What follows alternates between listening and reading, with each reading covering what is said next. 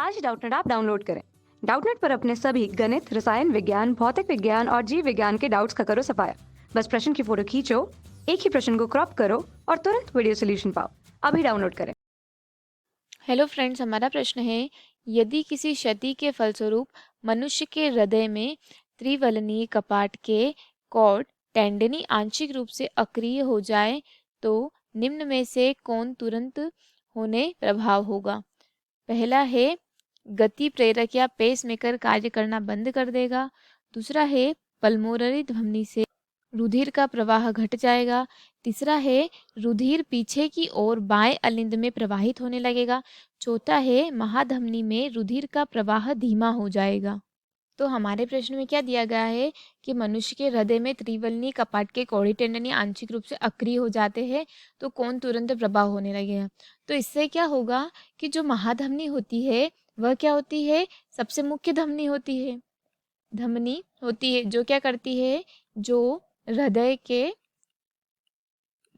के बाएं निलय से हृदय के बाएं निलय से क्या करती है, आरंभ होती है और क्या करती है, O2 मिश्रित जो रक्त होता है, O2 मिश्रित रक्त को क्या करती है, उसका संचारण करती है, उसका क्या करती है, यह संचारण करती है। और यह जो रहती है वह क्या होती है, दैहिक और जो फुफ्फुसीय रक्त होती है उसको क्या करती है, दैहिक और फुफ्फुसीय परिवहन को दैहिक कोशिकाओं और शिराओं में होती है, दैहिक कोशिकाओं और शिराओं में होती है। क्या होती है, दैहिक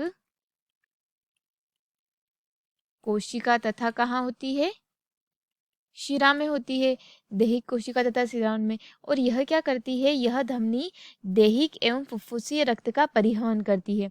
किसका करती है, दैहिक और फुफ्फुसीय का। तो फुफ्फुसी धमनी को क्या कहते हैं, फुफ्फुसी धमनी को कहते हैं पल्मोनरी भी कहा जाता है।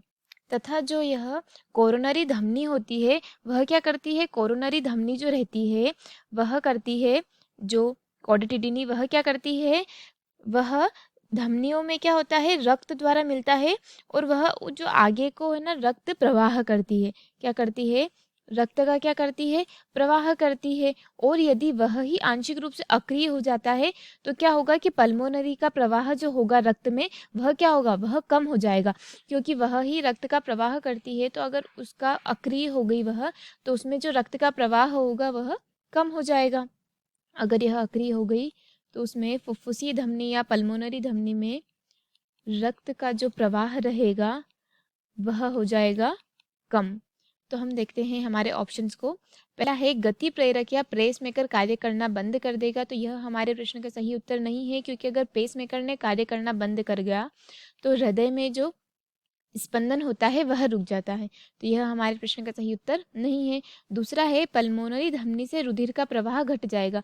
यह हमारे प्रश्न का सही उत्तर है, क्योंकि जो हृदय के त्रिवलनी कपाट होते हैं जो क्या करते हैं, धड़कन के साथ क्या करते हैं, रुधिर को, रक्त को फेंकता है। और अगर वही अक्रिय हो जाएगा तो जो रक्त है उसका जो प्रवाह होगा वह क्या हो जाएगा, कम हो जाएगा। तो इसलिए यह हमारे प्रश्न का सही उत्तर है। तीसरा है, रुधिर पीछे की ओर बाएं अलिंद में प्रवाहित होने लगेगा। तो यह हमारे प्रश्न का सही उत्तर नहीं है, क्योंकि रुधिर जब प्रवाह ही नहीं होगा तो वह प्रवाहित नहीं होगा।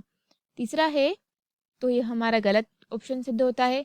चौथा हमारा क्या है, महाधमनी में रुधिर का प्रवाह धीमा हो जाएगा। यह भी हमारे प्रश्न का सही उत्तर नहीं है, क्योंकि जो पल्मोनरी जो रहेगी धमनी उसमें जो रक्त रुधिर का प्रवाह रहेगा वह क्या हो जाएगा, कम हो जाएगा। और यही हमारे प्रश्न का सही उत्तर है। धन्यवाद दोस्तों, आशा करती हूँ कि आपको इस प्रश्न का उत्तर समझ आया होगा। कक्षा 6 से 12वीं से लेकर नीट, IIT, जेई वो एडवांस के लेवल तक 1 करोड़ से ज्यादा छात्रों का भरोसा। आज ही डाउनलोड करें डाउटनेट ऐप या व्हाट्सएप करें अपने सारे डाउट्स 8400 400 400 पर।